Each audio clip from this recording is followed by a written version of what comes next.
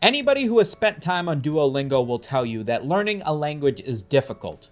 But when it comes to learning the language of the internet, it is even more so. Because not only do you need to know that some words mean other words, but entire sentences seem to not make any sense unless you yourself have seen some obscure tweet or meme from a decade ago that has now irreversibly altered the vernacular of anybody talking online, and I wanted to share some of my favorite examples with you so that we can better communicate.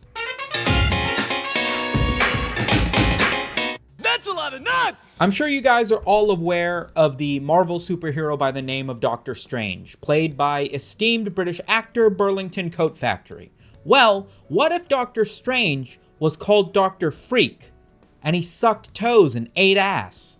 Have you thought about that? One of the greatest aspects of the internet is how quickly it ties together ideas, even if those ideas are entirely stupid and were only sent out into the internet in a moment of squeezing a turd out of your ass cheeks because you needed something to do with your fingers.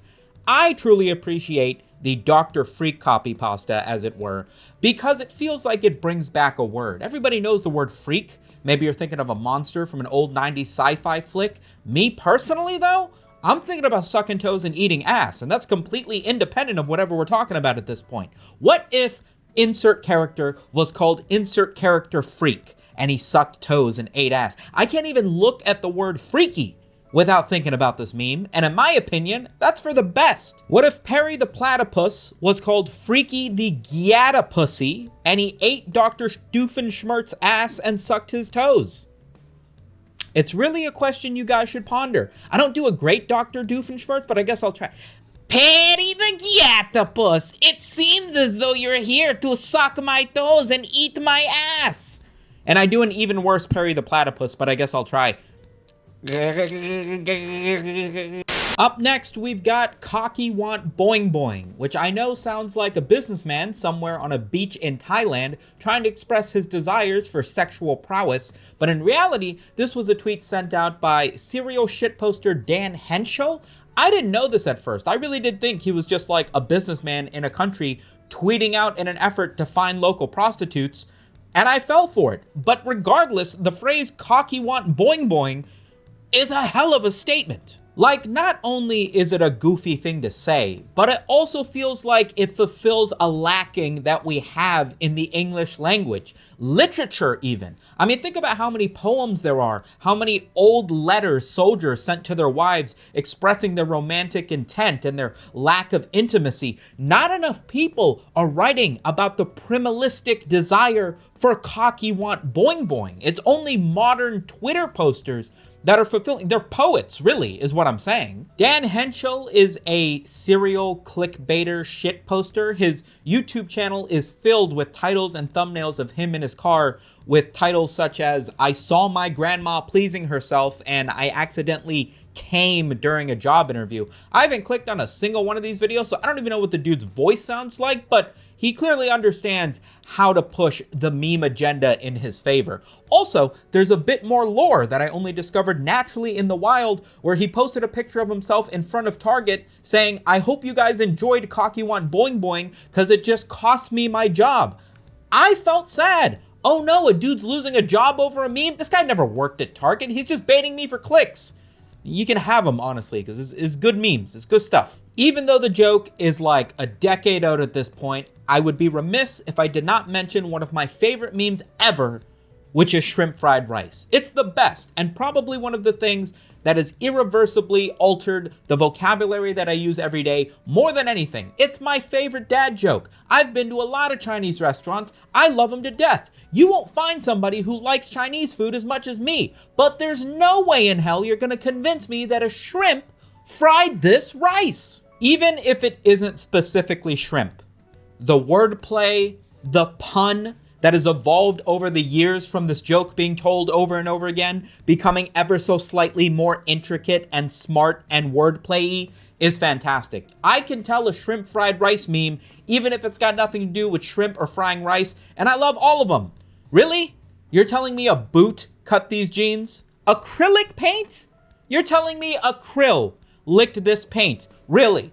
A Trans-Siberian Orchestra. You're telling me this entire Siberian orchestra is trans. I find that hard to believe. I would argue that the shrimp fried rice meme is even the wordplay that then led to beef stroganoff, another classic.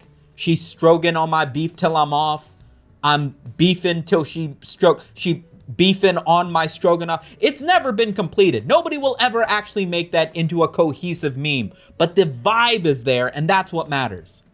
Apartment complex, I find it quite simple, really. I don't have a million examples of this, unfortunately, but I do also want to mention that the bro visited his friend comic has taken on a life of its own since the initial iteration by Fallen Chungus on Twitter, and everybody seems to be making similar shrimp fried rice-esque jokes. Again, I'm just using shrimp fried rice as a synonym for wordplay at this point. One of my favorite examples is this, where it's like, my last name is, oh, your last name? You're all out of names out of this one, buddy?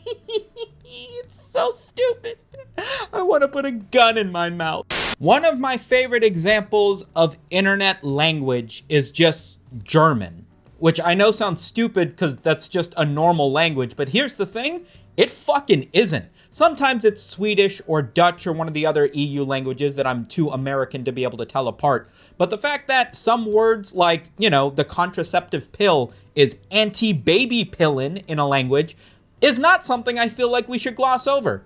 I found this tweet the other day, and in German it's Mein Scheißhund Nasbert ist schon wieder in meinen Gaming PC geklartert, which I thought was interesting because the picture of the dog in what appears to be a plastic cage caught my attention. So I hit the translate button. You know what that translates to from German?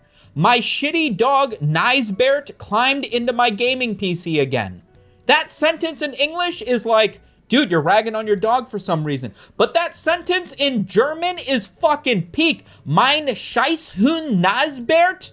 I love it. My favorite example of foreign languages posting memes is when the words are close enough that you can read it in English and it just kind of sounds like you're saying the English phrase with a bit of a stank on it, a little bit of a accent to let you know that it's Scottish or German or whatever it is. Here's a picture of a dude who's totally fucking balding. And the caption's in German, so if you don't speak German, you're not gonna understand what it means when he says, Ist es over für mich?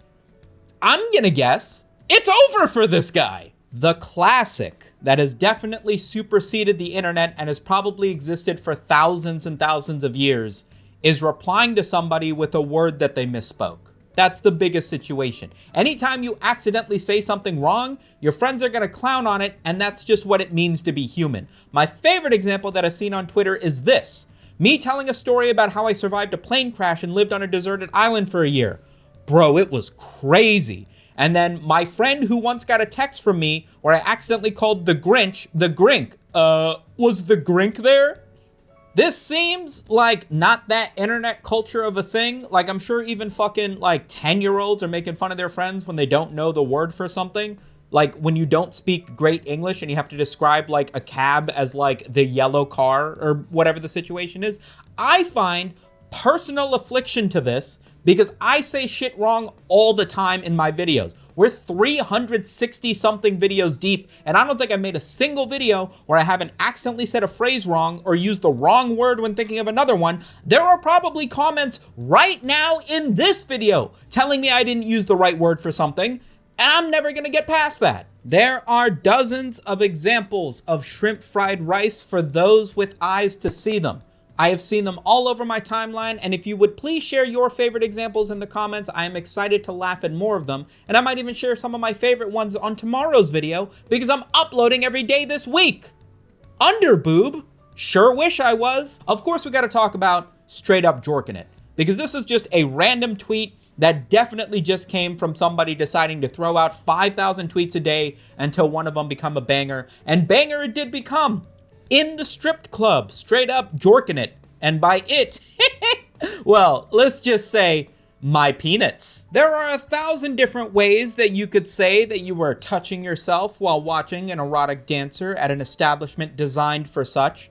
But straight up jorking it, by it meaning your peanuts, at the stripped club, is about as shrimp fried rice as it gets. And to be honest, it kind of just feels like a, idiotification, a dumbing down of the English language so that it can be understood by cats replacing letters with numbers. But regardless, you know, as an internet goon, a degenerate, a hyena, as it were, I find the reason, I find a desire, I find a passion, and it's in my blood to be appreciative of the things that come out of the internet, stupid as it may be. It may not feel like culture to you with your thousands of years of Ming Dynasty ancestors dictating how you talk.